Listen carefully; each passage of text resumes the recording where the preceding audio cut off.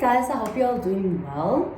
So today's video is something that when I was younger, never thought I would be passionate about, and I never thought I would be in a position to give advice about, and that is learning languages. Now, English is not my first language.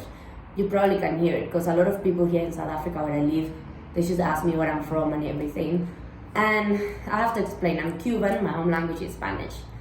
Now, I used to be the laziest person ever when it came to learning languages. Like, I genuinely could not just focus. Like, I could just not do it. And my mother, she was fighting with me all the time because she's like, you're probably gonna need it. Then she came to South Africa to work and she wanted to bring me. So she brought me for vacation the first time.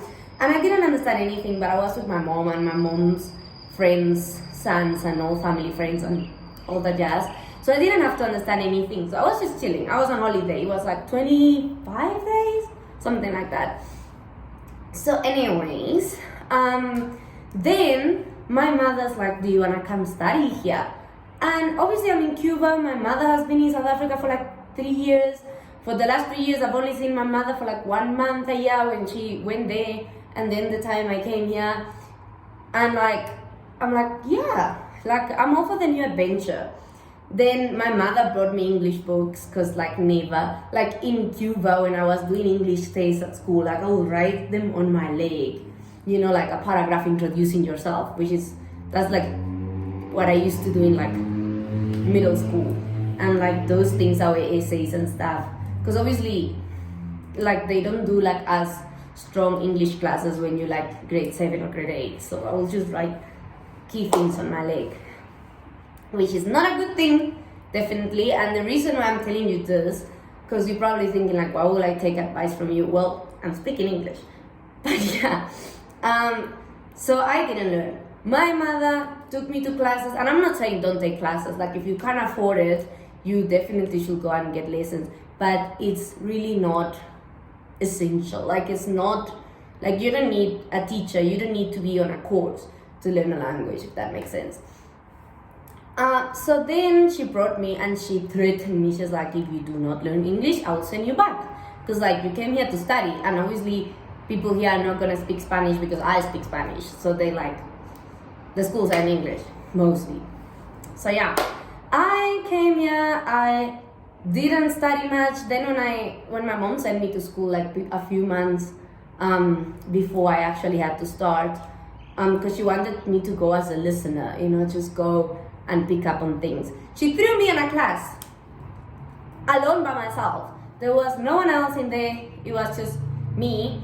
I mean, there was no one else that was Cuban, is what I want to say. Obviously the class was full of people, but anyways, so yeah, I came back crying the first day.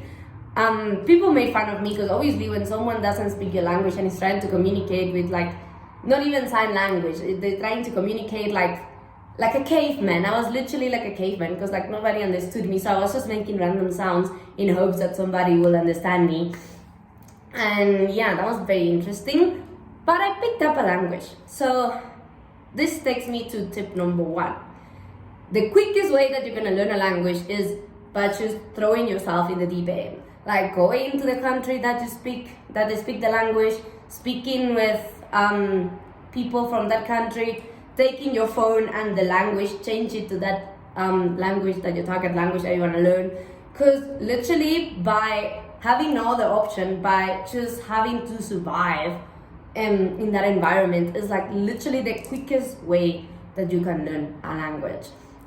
Because it was for me, definitely. I never in my life, my mother tried to put me in so many lessons. Like I had so many teachers in South Africa when I came, and nobody could get through to me. I had so many lessons back in Cuba in preparation to come here. Nothing could come through to me. My mom bought me so many books, like you don't understand.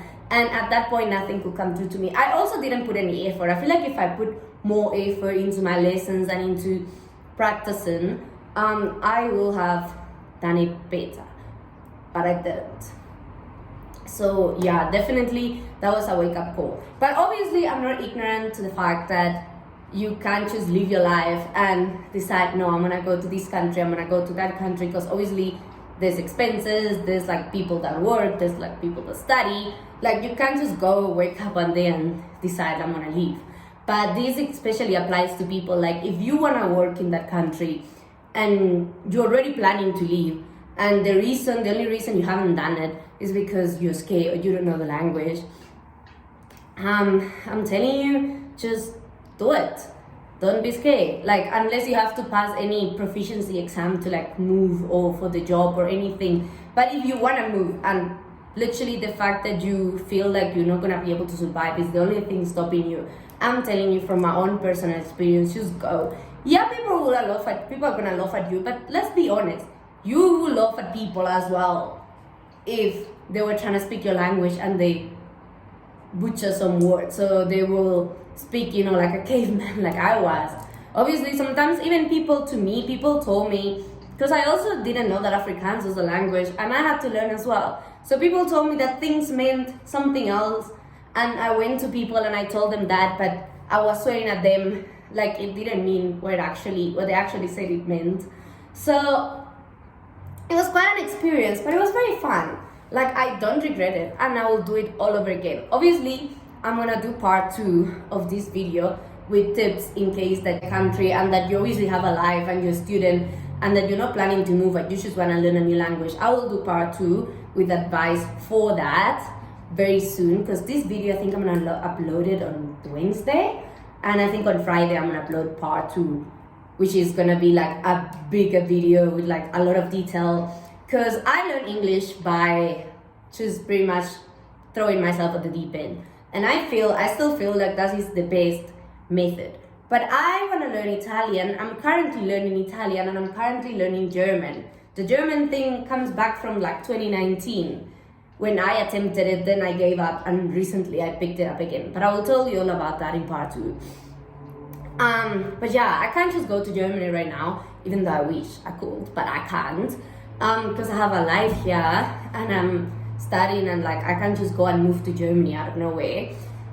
And I also can move to Italy out of nowhere, even though I will not be opposed to that, but I just can't. Like I'm a student and I need to finish my things before I even does it, because like I actively go to school. Like I'm not studying online, like I do contact studies. But anyways, I feel like I've said anyways a bunch of times.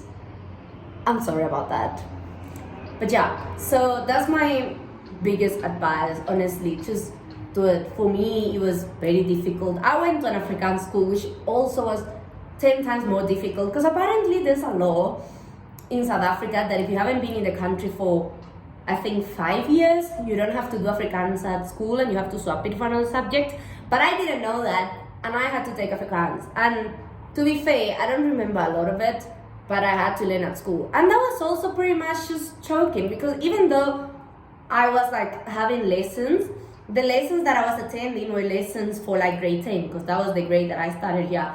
So pretty much all the learners in the class had been doing Afrikaans since forever, and I was just confused. And my other Cuban friends also have been living here for a while, so they already knew Afrikaans, and they had like more advantage than me. So I would see people having conversations and their friends in Afrikaans, and I was like, what are you saying? What is this? Like, I literally didn't know anything. And I feel like that also, even though I went to class, that also was me throwing myself at the deep end. I remember I had an Afrikaans teacher that caught up to that, and I was feeling really bad. Like, I wasn't gonna go back to Cuba because I knew I wasn't gonna admit defeat. Because if I say I'm gonna do something, I'm gonna do it.